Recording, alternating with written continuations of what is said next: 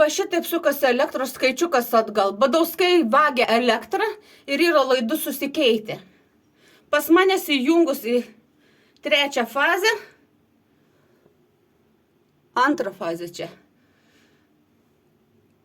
Skaičiukas skrieja. Pirma fazė visiškai neįjungta, apkrūva ir didžiulė. Šitaip sukami skaičiukai atgal. Pas kurį Lietuvos gyventojai šitokie stebuklai dedasi.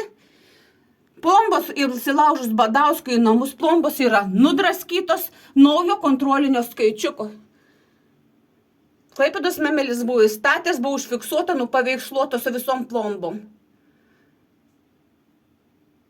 Šitai Badauskas sugeba valdyti visą elektrą, eso ignoruoja. Ignitis taipogi ignoruoja elektros vagystę. Bitcoinam, kriptovaliutai 252 įrenginiai. 3 metai Badauskai visiškai nekūreno namų, nors turėjo tik malkomis kūrenamą katilą. Buvo ignoruojami. Net mūsų suvartojimas po 1500, 3 metai didžiuliai suvartojimai. Teismams buvo nusispjauti tai. Aš nuteista už šmeižtą. Nusikaltimai toliau vyksta, įsilaužinėjami į namus, elektros laidai sukeisti ir Badauskai suka elektrą atgal, kontroliuodami laidų apkrovą. Šitaip sukamės mes atgal.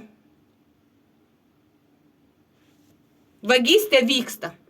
Badauskas Vytautas su savo grupuotė šeimos narės tebėra laisvėje. Tebėra garso įrašas, atmintuką, kurių niekaip nesugebėjo išklausyti telšių pareigūnai. Jiems nesigirdi, tai dar neįrodo, nieko naujo nepasakei, o nusikaltimas toliau vyksta.